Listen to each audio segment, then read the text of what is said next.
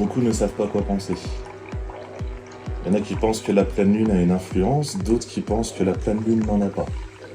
On peut le démontrer de manière indiscutable. Est-ce que vous savez ce qui fait des marées montantes sur la Terre? Non. Les marées montantes, les océans montent du côté de la Lune. Ah, du côté de la Lune. Je savais que ça montait, mais du côté de la Lune. C'est l'attraction de la Lune qui fait monter les océans. Ah oui? Est-ce que vous connaissez la distance de la Terre à la Lune? Je l'ai pas retenu, j'ai dû le savoir. Mais... Puisque ça tourne en ellipse, Ouais. on est entre 300 000 et 400 000 km. Donc la Lune, à 300 000, 400 000 km de distance, arrive à attirer les océans vers elle. Maintenant, si vous considérez que nous sommes faits, suivant les personnes, entre 60 à 80% d'eau, si la Lune arrive à faire monter un océan, peut-être que c'est un lien sur nous.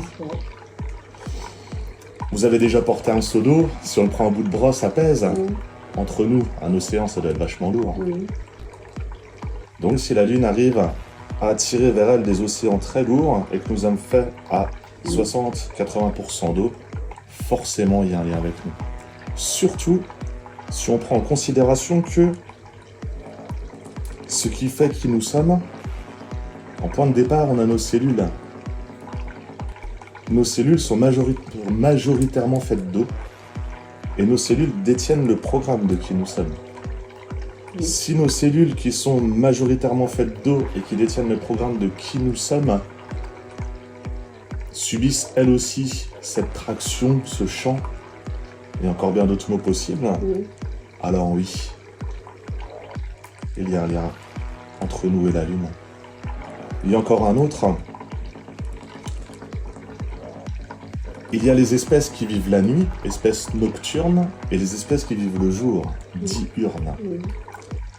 Si on vit le jour, c'est qu'on a un lien avec le spectre de la lumière. De même qu'une plante fait la photosynthèse avec la lumière, notre organisme fait des choses avec ce spectre lumineux. Je passe les détails. Sinon, on serait une espèce nocturne si on n'avait pas besoin de lumière. Vitamine D, tout ça.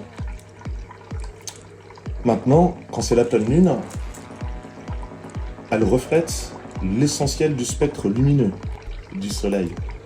Si la lumière du soleil est faite pour nous mettre en activité, nous mettre en mouvement dès le réveil et qu'on s'arrête quand il se couche, alors la lune, en pleine lune, quand elle reflète l'essentiel du spectre lumineux du soleil, spectre qui nous met en activité biologiquement, alors forcément on aura un lien.